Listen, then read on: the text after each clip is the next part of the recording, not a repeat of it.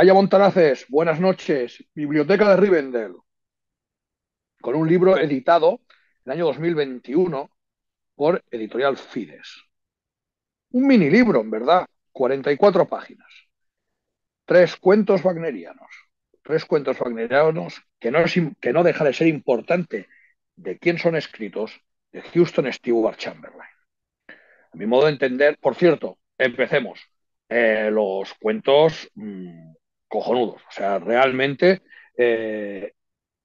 no son para niño, son ya para entre el proceso entre niño y adolescente, o sea, digámosle entre 8 y 14. Estos tres cuentos wagnerianos, que no es necesario conocer, digamos, el drama wagneriano del cual evocan, creo que son muy interesantes para poder leer en los momentos que tocan, ¿no? Es decir, lo tenemos en Navidad, tenemos el siguiente cuento para poder leer en el Viernes Santo y luego lo tenemos en la Venida del Espíritu Santo, en la Pentecoste, que digo en catalán, o Pentecostés en castellano. Bueno, tampoco hay que dejar de tener en cuenta que parte de la importancia, tanto de que hayan sido vistos editados estos cuentos, como el hecho de que los haya editado Fides, es por la persona que los escribe. Y ahí también reside el hecho y la importancia. Y no menos importante también es la pequeña introducción que traen, en la cual se nos explica que fueron enviados en carta a Cosima Wagner y que fueron publicados en la revista oficial que montaba la familia pues, en Beirut. Y claro, entonces también se entiende que esos cuentos sean pues temporales, ¿no? En cuanto a que están en una fecha concreta, pues porque posiblemente fueron publicados en la revista pues, que tocaría en ese trimestre y demás. Así que no deja de ser un rara avis interesante, creo que sería la manera de llamarlo. Bueno, sin más, abrimos las puertas de la biblioteca y a ver pues, qué opinan el resto de Montaraces que lo han leído. No deja de tener un poco dentro de Acción Literaria de Line una aura de libro maldito. Lo compramos cuando salió varios Montaraces, hemos dicho de leerlo, no se ha leído, se ha aplazado, uno se ha olvidado y ahora incluso los que están en directo, pues vamos casi una hora tarde. Así que creo que es el libro maldito de Acción Literaria de Uruguay. Bueno, yo respecto a esta lectura que hemos tratado en esta ocasión, eh, bueno, hay conceptos que quizá no los acabo de entender muy bien, pero bueno, yo voy a explicar lo que a mí me ha parecido entender o los mensajes que puede tener este texto para, digamos, como tipo de consejos de vida, quizá, ¿no? Como, vamos, como muchos mitos o muchos cuentos, a veces al final esconden consejos o mensajes para la vida de uno mismo. En el primer cuento, el regalo de Navidad de Parsifal, bueno, Parsifal anda perdido por el mundo sin conseguir dar con el camino que le llevará al castillo de Grial. Y nos encontramos aquí con el arquetipo del héroe realizando parte de su sacrificio de su viaje del héroe, como muchos mitos o historias donde hay este personaje heroico que tiene que llevar a cabo su misión. Mm, pasando por todo tipo por otra prueba más, que es encontrar este camino de regreso al castillo de Grial, a modo de ese anhelo que desea lograr y que no se cumple. Además, siendo el transportar la lanza a su cruz, el peso que debe cargar. Más emocional que físico, desde mi punto de vista, por la frustración de no encontrar el camino, pero sobre todo por la responsabilidad de saber que el desasosiego del rey a fuerzas depende de él, del éxito de su misión, y por consiguiente la felicidad del resto de caballeros de Grial. Se nos presenta a estos caballeros como valerosos, que antes de caer su rey en esta enfermedad que es la herida de la vergüenza que nunca se cura, eran felices cumpliendo las órdenes que se les daba, y estas órdenes eran acabar con el mal en todos los rincones del mundo donde éste se encontrase. Esto creo que nos demuestra el carácter sacro de sus vidas. se nos presentan felices mientras pueden llevar el bien a donde se necesita. Pero al caer su rey en este mal, se nos muestra cómo estos caballeros quedan descabezados, incapacitados de saber dónde encontrar estos objetivos de vida sin un líder que los guíe, perdiendo así la motivación de vida. Y lo más interesante, mostrándonos cómo, al no poder seguir con su vida heroica, nos dice que deambulan ociosos y descontentos, revelando una verdad absoluta de vida, que, como nos dice en el libro, que quien permanece ocioso sin cumplir con un objetivo de vida termina por encontrar infelicidad y termina perdido en la vida, como dice en este texto, rebajándose a un ruin destino humano, de malas acciones y vida deshonesta. Muy interesante también, como nos dice, que el mundo entero cae en desgracia porque los protectores del bien ya no pueden llevar su luz, señalando así que cuando el líder de quienes tienen que proteger el mundo del mal cae en la corrupción, se corrompe por consiguiente todo lo que está bajo su poder, como una maldición que cae sobre la tierra, como debe haber sido abandonados por Dios. Este mismo sentimiento para Parsifal es también como parte de su última prueba en su camino del héroe, señalando de nuevo la importancia de no caer en la vida ociosa. Ocio igual, equivalente a caer en el mal. En cuanto a ocio, desde el punto de vista en cuanto a no a llevar una vida con un fin honesto. Exacto. Al no tener un objetivo de vida comparado con perder el norte. Llevar una vida inútil como algo que solo te puede terminar llevando a hacer el mal, ya sea por ignorar el mal cuando lo presenciamos y no hacer nada al respecto. Esto, no caer en la ociosidad, se señala varias veces como algo imprescindible, ya que nos recalca como Parsifal afortunadamente no cae en el mal, ya que durante su tiempo perdido encontraba nuevos enemigos a los que combatir y gente de bien a quien ayudar, acciones que le hacían sentir el buen Dios guiando su brazo. Al hablarnos en el cuento de cómo era lo de difícil transportar la lanza para él y su caballo, a mí me parece que todo esto al final, más que la lanza, nos habla de la dura carga que tiene para Parsifal su misión, por la responsabilidad que lleva sobre sus hombros y por las consecuencias que tiene para el rey y el resto del mundo su posible fracaso. Esto no sé si a lo mejor lo habéis tratado vosotros en los coloquios que habéis hecho sobre Señor de los Anillos o sobre Tolkien, pero se me hace, no sé si tendrá relación, se me hace similar a la historia de Señor de los Anillos o a otras historias que hemos visto en otros mitos o cuentos.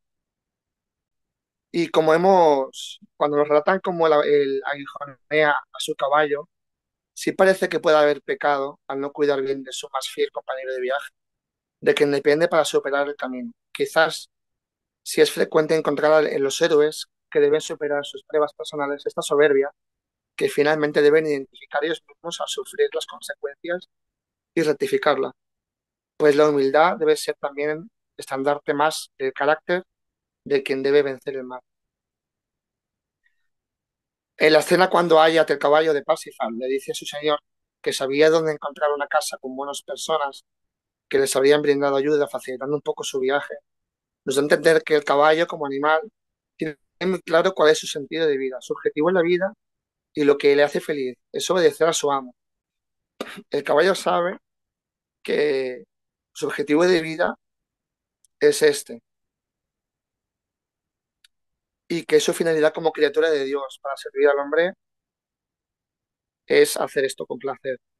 Sin embargo, nos señala también que no debemos caer en la soberbia y debemos entender que pese a que los animales destinados al servicio del hombre también tienen su sabiduría natural, ya que viven en comunión con la naturaleza y no se debe despreciar el instinto del que Dios los ha dotado. Después, en la cena de la aparición de los tres Reyes Magos, sirve para poner sobre la mesa la cuestión de la soberbia de quienes con el estudio de la ciencia pretenden encontrar los secretos de la vida, rechazando la fe por completo y pretendiendo encontrar en la ciencia los propios argumentos para negar y menospreciar la fe. Los mismos Reyes Magos explican cómo durante un tiempo, hambrientos de sabiduría, estudian la ciencia hasta creerse más sabios y entonces Es el momento en cuanto Dios les da la lección de humildad, utilizando la astronomía que han aprendido para llevarlos hasta el nacimiento del Salvador. Los Reyes Magos le explican esto a Parsifal para hacerle entender que él anda perdido, porque ha perdido la fe, y cuando la recupere, en este caso confiando en la sabiduría de su caballo, algo que puede parecer absurdo en principio, pero que es analogía, que se puede poner como ejemplo de fe, será entonces cuando encuentra el camino de regreso a Monsalvar. Esto es la percepción que me ha dado a mí, o los mensajes que yo he podido encontrar yo en este primer cuento. No sé qué os parece, si estáis de acuerdo o qué opinión tenéis. Sí, bueno, a ver, este cuento, bueno, esos tres cuentos en general, lo bueno que tiene, sobre todo el primero que decías tú, no es tanto quizá lo de Caminolero, porque eso ya lo trata quizá Wagner en sus obras, o sea, es algo que ya se sobreentiende. Quizá lo más importante que marca este capítulo en concreto es la relación que tiene Chamberlain con la familia de los Wagner y el amor que tenía la familia Wagner, sobre todo el gran dramaturgo, por los animales, y aquí intenta plasmarla.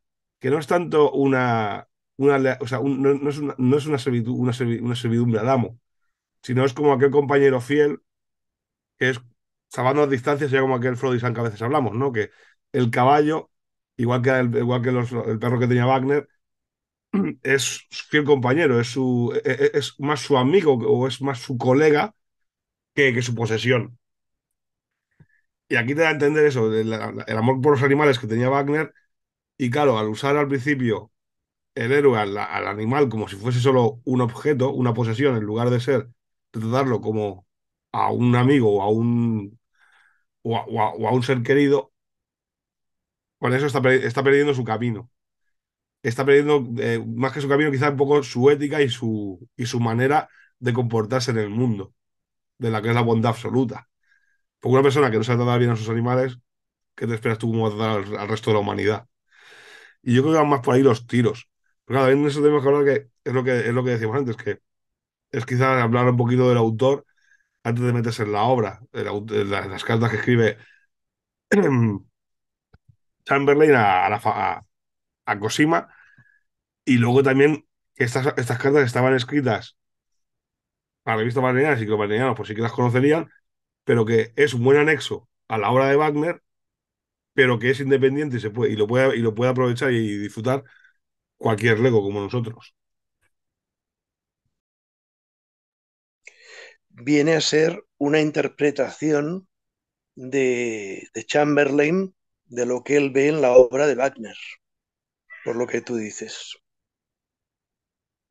Quiero decir, es un poco la interpretación que hace Chamberlain y que entonces comunica a la familia lo que él interpreta, lo que él ha visto y comenta a la familia para que a su vez le confirmen, no le confirmen o le amplíen lo que él ha visto. De todas formas, la frase que tú has dicho es demoledora y tienes toda la razón. O sea, el que trata mal a los animales, ¿cómo va a tratar a sus iguales? Sí, pero claro, pero yo no creo que sea tanto no, como una confirmación. Yo creo que es que Chamberlain lo que hace es no separar al hombre de su obra. Claro, él conoce a la familia Wagner, sabe cómo era Wagner, y él cuando explica el cuento de la obra de Wagner, además le aplica rasgos que conoce de Wagner. Sobre la oración de Parsifal, aquí nos encontramos a Parsifal ya en el castillo, recordando el momento en el que, gracias a la sabiduría de su caballo, encuentra el reino del Grial. Se nos presenta aquí el momento en el cual, justamente al encontrar el castillo y terminar ese largo tiempo en el que estuvo perdido, justamente en ese momento su fiel caballo muere. Amigo por el cual es capaz de dar su vida, y así se ofrece y lo desea. Le hace recordar entonces que no muy lejos de esa zona, de ese mismo lugar, había matado a Parsifal al cisne. Se nos desvela aquí entonces, desde mi punto de vista, la muerte de un animal, el cisne, después el de su caballo, nos muestra la transformación de Parsifal. Empieza la historia como el necio, ya que haber matado al cisne, animal sagrado para los caballeros de Grial, lo hace por necedad. Sin embargo, la muerte de otro animal, en este caso el caballo, es el precio por encontrar de nuevo el camino de regreso. Y es para el otro tipo y es para él otro tipo de herida por sus pecados. Posiblemente cierta soberbia en una parte de su recorrido, en su misión. Esto, pues, me ha parecido, pues, como la comparación de su transformación, ¿no? Desde el inicio de la historia, que inicia con la muerte de este cisne, al que, al que se le considera necio por ellos y he entendido bien más o menos lo que he ido leyendo sobre esta historia de Parsifal y el final que es capaz de desear por otro animal, si su fiel lobo, su fiel caballo, su propia muerte en lugar de su caballo vaya. En la aparición de los tres sabios de Oriente, uno de los sabios le enseña a Parsifal el camino de la fe y se nos presenta así como que cuando Parsifal intenta analizar el camino de la fe continúa siendo un necio. Sin embargo, cuando vio el camino de la fe y simplemente lo aceptó, aunque no lo pueda comprender, es entonces cuando la paloma baja sobre su cabeza y le dice no comprender, sino ver, eso es fe, o sea, aceptar la fe y aceptar la voluntad de Dios.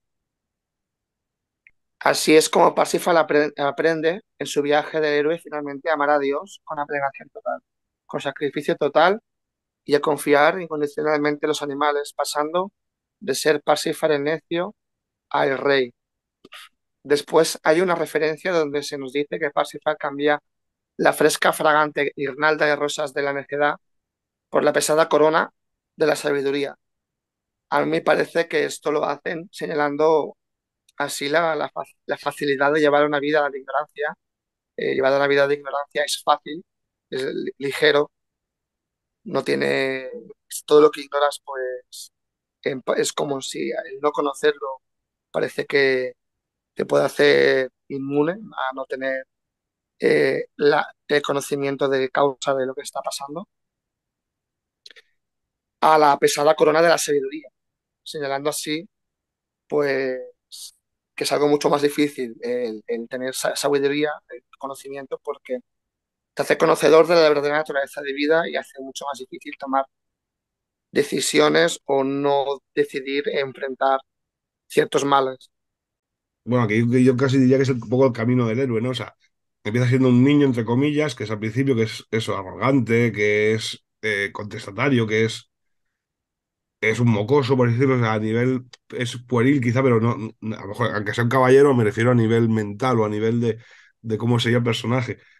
Aquí ya él alcanza la sabiduría, pasa al siguiente paso del héroe, asciende, pero claro, luego la corona compara con la corona de espinas que lleva Jesús, que no es una corona de bonito, sino que es una corona de sufrimiento. Sí, hablan de esto, el cuento habla de que se quita la guirnalda ligera de ignorancia.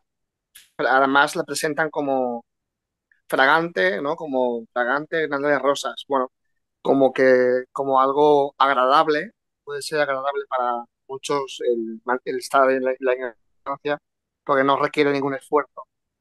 Y la comparan con la pesada corona de la sabiduría. Entonces, sí, en este caso la sabiduría es como sacrificio, lo que decías sobre la corona de espinos, es sacrificio, eh, lucha, bueno, yo lo he visto de esta manera. Yo lo que incidiría es en el primer, o sea, en el segundo punto, y es cuando cuando Parsifal adquiere la fe. O sea, él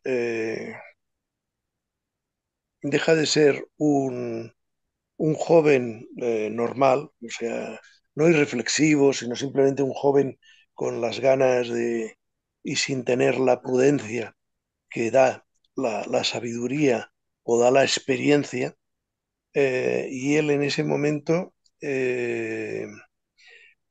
recoge lo que es la fe, o sea, creer en la divinidad y en el mensaje que le da la divinidad y en la trascendencia. Y el segundo punto, perdón, y el tercer punto es efectivamente el de la corona, el de la sabiduría, el del conocimiento, mejor que sabiduría, aunque se emplee esta palabra. Y el conocimiento, después la sabiduría, evidentemente tiene que ser una corona pesada, porque se acumula también la experiencia y, como es lógico, los aciertos y los fallos que has acumulado hasta tener ese momento. El tercero me ha costado un poco más entenderlo. La muerte de Parsifal, un cuento de Pentecostés. Aquí nos encontramos a Parsifal observando la naturaleza que rodea sus dominios, y en principio se nos describe todo lo que ve como una maravilla de la creación, pero en cuanto más observa Parsifal este entorno natural, más se percata de la hostilidad que en este existe, hablándonos de que en esta naturaleza todo amenaza muerte. Esta parte del cuento no la entiendo, no entiendo muy bien qué significa cuando empieza a explicar que ve en las ramas de los árboles de serpientes, que ve, bueno, como que toda la naturaleza que él está observando empieza a verle la hostilidad, imaginándose toda una serie de criaturas de carácter maléfico. La verdad es que no he entendido muy bien qué quiere explicarnos el autor en esta parte. Para más tarde hablarnos de cómo el miedo a la muerte no nos deja vivir de la forma correcta. Este es el mensaje que yo he encontrado, quizá, en cuanto nos dice que no nos deja defender nuestra honra, poniendo, por ejemplo, como en tiempos pasados, el más ligero desagravio, se reparaban duelos a muerte. Comparándolo con los tiempos actuales donde no se vive, sino que se prolonga la vida sin sentido. Eh, Esto es lo que a mí me ha parecido entender como mensaje. En el momento de Parsifal se pone a pensar en su muerte y se preocupa de quién seguirá sirviendo de guía para los caballeros de Grial y para que la misión sagrada que ellos llevan se continúe, para que todo lo que Parsifal había conseguido en sus 10 años de reinado no sea destruido. Entonces empieza a pensar en quién le va a sustituir y piensa que su hijo Lohengrin puede ser un buen rey, ya que no le falta valor, pero se preocupa de si realmente lo puede hacer bien, ya que Parsifal ha conocido las dificultades para llegar hasta su camino final como héroe. Ha conocido la desesperación de estar perdido durante años hasta darse cuenta de que el error fue no tener fe, y dejando de lado la soberbia se ha terminado concentrando en la oración y la humildad, mientras que su hijo no ha pasado por estas situaciones difíciles que forjaron el carácter de Parsifal. Y esto hace pensar al rey en si verdaderamente su hijo está preparado, porque no, como no se lo ha encontrado todo dado, todo hecho, eso es lo que a mí me parece entender, porque la parte del cuento, cuando hablan de su hijo, no la he llegado a conocer, no sé, pero me ha parecido entender que el autor del cuento dice esto, que el hijo no, todo se lo va encontrado hecho, ¿no? Entonces no tiene este carácter forjado que sí tiene el padre, ¿no? Finalmente Parsifal muere y por medio del Espíritu Santo se nos señala la importancia de los pecados de Parsifal, de la herida particular que Parsifal cargaba, el haber abandonado a su madre por sus ganas de aventura, signo de su necedad, abandono que provoca la muerte de ella, de la madre de Parsifal.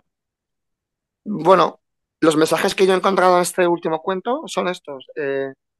Aunque no he entendido muy bien todo el cuento, porque la parte donde él empieza a delirar sobre el carácter malvado que encuentra en la naturaleza que le rodea, esta parte no la he llegado a entender muy bien, qué significa, pero sí se entiende el mensaje de que lo que le lleva a ser el rey es su vida de sacrificio, sus sufrimientos y su consagración a la fe, ¿no? El que deja la soberbia para convertirse en humilde, y que el hijo a lo mejor no está preparado porque no ha pasado por esas duras pruebas. Es, y, y esto es lo que he entendido yo de este último cuento. Bueno, es que un poco te has respondido tú. Si te das cuenta, los tres cuentos juntos y seguidos, como están en el orden que están puestos, no es más que el camino del héroe, de la evolución del héroe, el camino del héroe y también de la vida. O sea, al principio es más arrogante, más pueril, luego madura, se hace más sabio y ahora que ya es viejo empieza a tener los miedos de ver el mundo y de ver cosas que antes cuando era más joven no veía, los peligros que habían que antes no veía. Y lo que tenga miedo del hijo no es tanto que tenga miedo de que el hijo no se hayan dado todo, sino que el hijo no ha hecho el rito de iniciación que ha hecho él. O sea, no está iniciado como él, no ha recorrido quizás su camino, o él cree que no ha recorrido su camino. Y que a lo mejor él tiene el miedo de que no tener a un sucesor digno. Pero al final los Heiling sí que lo hace. Asume su papel y lo reemplazará. Pero bueno, eso yo creo que es un miedo atávico del ser humano. A medida que nos hacemos más viejos, vemos más los problemas, las de la vida, vemos más las cosas que hay, reflexionamos más sobre ellas y tenemos ese miedo ese de que quién continuará con mi legado. Sí, efectivamente está muy bien explicado. Es un poco la continuación de lo que yo quería decir, de que a medida que aumenta la sabiduría, el bagaje humano, muchas veces te recuerdas o te enfrentas a estos errores, a estos fallos, como eh, comenta muy bien al enfrentarse con el trato que le ha dado a su madre, y esto es lo que te pesa por lo que has vivido. Y un tema evidentemente humano es que habiendo pasado la vida que has pasado, eh, la que pasa Parsifal, claro, él se cree que su hijo, pues no cae en la cuenta de que su hijo ha de hacer su vida, ha de hacer su iniciación, ha de hacer su camino, pero que no será una vida igual como la que él ha tenido, porque es otro momento. Y esto es un signo del ser humano. O sea, el darte cuenta que tú has tenido tu vida y el sucesor tuyo va a tener también una vida que puede ser mejor, peor, regular, pero que será otra porque no puede ser la misma que tú has tenido. No puede unirse temporalmente, ni posiblemente tus experiencias con el paso del tiempo tienen por qué ser las mismas que él vuelva a vivir. A mí, al menos yo no conocía nada sobre los temas sobre las historias de óperas que había creado Wagner o estos tres cuentos, pero a mí me ha gustado bastante, al menos lo que hemos leído en este libro y luego también lo que he podido ir investigando por mi propia cuenta, no sobre, pues he ido buscando para este libro, pues un poco, pues esta historia de Parsifal, pues en vídeos o artículos que he encontrado resumidos de lo más importante, ¿no? Sobre esta historia. La verdad es que me ha sorprendido bastante porque es muy interesante, me ha gustado bastante y me parece que da estos mensajes que son consejos, ¿no? Al final, consejos de vida, de cómo hay que vivir, ¿no? Y pues con humildad, ¿no? Formación y formarse, ser humilde y al fin y al cabo, sacrificio. Luego también me ha parecido que interesante porque se comentaba sobre Wagner que no mm, las obras anteriores a esta no tenían ningún tipo ningún tipo de signo católico. Sin embargo, en este último, bueno, en esta historia de Parsifal sí que hay toda esta simbología eh, y se menciona que es un cambio muy grande, ¿no? En el estilo de escribir de Wagner en este caso. No sé si sabéis a qué se debe este cambio de pensamiento. A ver, creo que está mezclando las cosas, que escribió los cuentos no es Wagner, fue Chamberlain. Es que Wagner era católico, Wagner, o sea, muchas veces hay gente que como escribió el Anillo de los Nibelungos y tal, todo el mundo se cree que a lo mejor que Wagner era era un pagano y se juntaba luego, y se había juntado 40 años después con las SS a cantar canciones raras. No, no.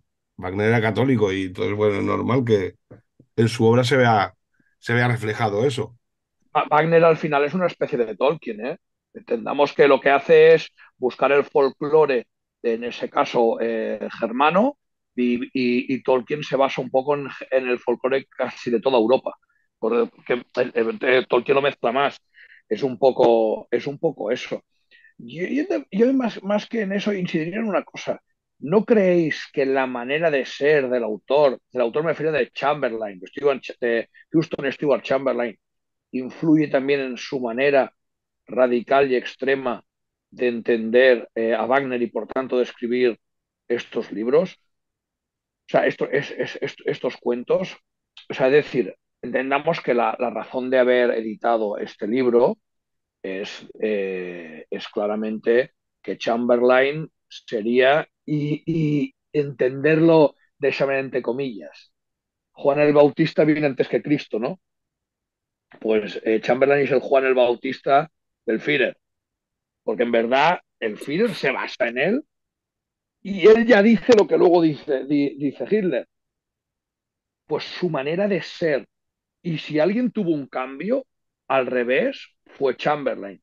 Chamberlain pasa de ser cristiano a una especie de pangermanismo trasnochado, es decir, él hace un camino totalmente contrario a lo que aquí nos está diciendo Jordi. Hablo del autor, del autor de los libros. Es decir, yo creo que a ver, él juega con unos personajes que le son dados, como hemos comentado esta mañana con las novelas de Star Wars.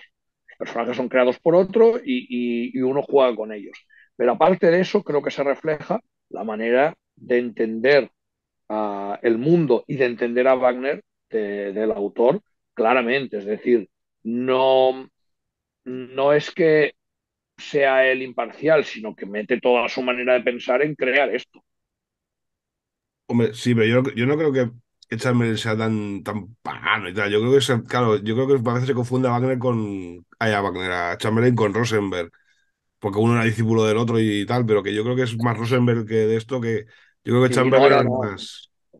Está claro, sí, sí, sí. No, porque además Chamberlain es de los primeros que insistió mucho en el hecho de separar pues, judeocristianismo del catolicismo europeo. Es de los que insistió mucho en el hecho del Jesucristo ario y estas otras teorías un poco rocambolescas que tuvo él. O sea, Rosenberg fue su discípulo, pero no cogió la parte, digamos, de cristiana. No sé si católico o protestante, no sé lo que era Chamberlain, no tengo ni idea. Era inglés, por sería anglicano o alguna porquería de esas, pero, pero es decir, Rosenberg solo coge una parte de las múltiples teorías La que de la tuvo. sangre. Sí, sí, sí. Pero es importante también entender que Chamberlain no era digamos, un aficionado cualquiera. ¿Eh? No era un aficionado cualquiera a Wagner. No era un tío que le gustaba un poco Wagner y ya está. Estaba casado con su hija. Ojo, Chamberlain está casado con Eva Wagner. Pero aparte de eso, eh, en la biografía, que incluso se ha editado por separado, en la biografía hay un capítulo entero dedicado a cómo él llega a Wagner, y eso está editado en el libro por separado. Y aparte está su gran obra de Richard Wagner y los dramas, que, que es reconocida, no se había editado en castellano nunca y la editó Librería Argentina hace unos años, pero en cambio en Alemania era muy estimada en el momento en que se saca en la época del Tercer Reich. Por tanto, es decir, no era un tío que acaba de llegar y, mira, me has visto tres obras y escribe un libro como si fuéramos nosotros, sino que era una persona que contaba, ¿no? Que contaba y que tenía algo que decir y que ver. Sí, sí, está claro que todo lo que fue el Tercer Reich y todo lo que fue la juventud alemana de los años 20, 30 y 40 bebieron del Sturm und Drang, de Wagner, bebieron de Nietzsche también, aunque acá habían algunos que gustase más, otros que gustase menos, y todo esto se queda reflejado luego en la cultura alemana de esa época. Eso está Yo clarísimo. he dicho esto sobre Wagner, sobre la historia de Parsifal, por un artículo que lo tengo aquí apuntado, que comentaba que Nietzsche entonces rompe con Wagner justamente cuando se estrena el Parsifal. Decía que Wagner se había vuelto al cristianismo primitivo y alienante y servil. Y todo esto porque, claro, Wagner le dio una sorpresa porque había sido muy pagano y muy profano en sus óperas anteriores y de ahí le venía la admiración de Nietzsche. Así que Nietzsche no perdonaba a Wagner el haber sido antes tan dionisíaco, que es un término nietzscheano, bueno, no sé cómo se dice esto, y ahora de repente hace música alabando el poder de la redención, de la sangre del Hijo de Dios, que es el poder del Santo Grial. Pero En fin, es que entonces, pues, está mezclando dos cosas diferentes. O sea, una cosa es la pelea que tenía Nietzsche con Wagner, que como ya, sí, ya hizo el libro Bau, hablando sobre aquello de Nietzsche contra Wagner, que era Nietzsche que tenía un berrinche con Wagner, y vio en él quizá lo que no tenía que haber visto. A ver, yo creo que lo que más le jodió a Nietzsche de Wagner fue que, claro, que él era un poco más, más que el anticristianismo, y eso es que Nietzsche era un poco más revolucionario, entre comillas, y claro, ver que Bayreuth, que era el centro del arte y pues decirlo, de la élite cultural alemana, por culpa de la fama de Wagner, se acabó llenando pues de nobles y de burgueses, y eso pues es lo que le infló los huevos a Nietzsche, yo creo, más que nada. O sea, creo que la pelea vino más por ahí que por otra cosa. vale, no, como he leído esto y no conozco el tema, por eso digo, voy a comentarlo porque no sabía si es que si es que ha sido un cambio de decisión de Wagner en cuanto a acercarse más al cristianismo en esta última hora, o siempre lo fue y las obras que ha hecho antes tienen signos de ello, porque como yo no lo sé realmente, como no las conozco, por eso Jordi, lo comentaba. siempre lo fue, y lo del supuesto cambio es una paja mental de Nietzsche, que se pilló un rebote de niña enfadada cuando ya estaba viejo y más acabado que la falange. A ver, también ayudó aquella famosa carta del médico que puso Wagner de manera disimulada en el escritorio para que la leyese la sirvienta y lo que dijese todo el mundo, los problemas que tenía sexuales Nietzsche. Eso también ayudó. Que en aquel momento la persona de referencia era Wagner y la repercusión que tenía culturalmente entre los dos, pues no era comparable. Esto por un lado. También pensemos que han pasado muchos años y en Barcelona en su momento era una de las capitales wagnerianas bueno, del mundo, de Europa y del mundo. Y solo pues recordemos y mencionemos el Palacio de la Música, toda la simbología que está recogida en las figuras y en las construcciones. Otro tema es lo que ha pasado luego con la historia, que ha sepultado a Chamberlain y a Wagner, pero durante casi un siglo no era una referencia. Pero ahí, como dice el camarada Puretica, el, es que el Palau de la Música no solo es wagneriano en lo que es wagneriano, sino incluso en lo que no lo es.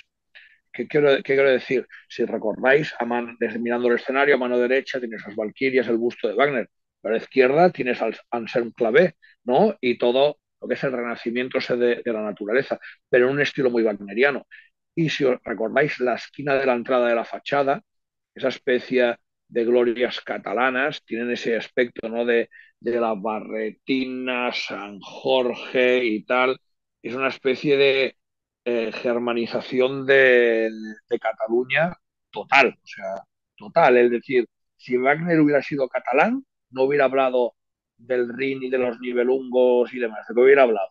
De San Jorge y del pastor amb la barretina que s'aixeca contra la injusticia y esas pajas mentales. Es decir, nadie las escribió, pero muchos, los que pagaron el palo de la música, hubieran soñado que alguien las escribiera. A mí el libro pues, que he tratado hoy me ha gustado mucho. Serviría para introducirse en la historia de Parsifal a cualquiera que no la conozca. Yo sí que es verdad que me he mirado un poco antes de que era Parsifal, ¿no? Porque no lo conocía. Y también he quedado maravillado con lo que he podido encontrar. Y bueno, está muy bien el libro.